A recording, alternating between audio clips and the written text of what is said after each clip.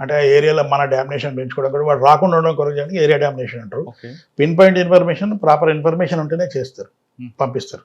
పంపించినప్పుడు కొంచెం ఎక్కువ పార్టీస్ పంపిస్తారు. అప్పుడు అచ్చా. కట్ ఆఫ్ పార్టీ మ్మ్. ముందో పార్టీ పోతుంది, ఒకవేళ వాడు పారిపోతే ఇటు పారిపోతుంది, వీళ్ళు ఎటు ఉన్నది అటువైపు కూడా మన పార్టీలు ఉంటాయి. అంటే లీడ్ ఆఫీసర్ ఎవరంటే అప్పుడు lead officer sub inspector, inspector, అదే క్యాడర్. మీరు ఎప్పుడైనా లీడ్ చేశారా? చాలాసార్లు లీడ్ చేశాను. సార్ సాధారణంగా మీకు ఒక కోంబింగ్ వెళ్ళిన తర్వాత ఎవరో ఒక మూమెంట్ ఉందనుకోండి, సెంట్రీ కనపడతారు, మీరు ఫైర్ ఓపెన్ చేస్తారా, వాళ్ళకి ముందు ఇన్విటేషన్ పంపించేసారా, మీరు ఓపెన్ చేస్తారా? ముందు సరెండర్ కమ్మని అడుగుతాం సార్. ఆటోమేటిక్గా మనం సరెండర్ కమ్మని ఎప్పుడైతే అంటామో అప్పుడే ఫైరింగ్ స్టార్ట్ అవుతుంది వాళ్ళ వైపు నుండి.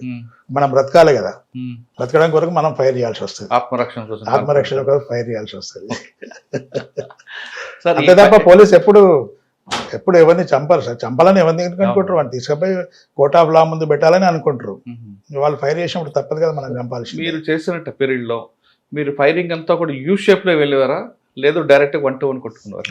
యూ షేపే సార్, యూ షేప్లో వెళ్ళాలి సార్. 1-to-1 పెడితే వాడు వెనుకోడు మనల్ని కాల్చేస్తాడు.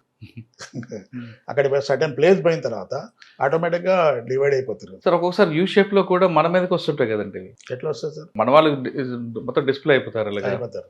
ఫైరింగ్ వచ్చినప్పుడు ఆపోజిట్ డైరెక్షన్లో కూడా ఒక్కోసారి వచ్చే అవకాశం ఉంటుంది. చాలా తక్కువ సార్, రేర్. అటువంటి సంఘటనలు కూడా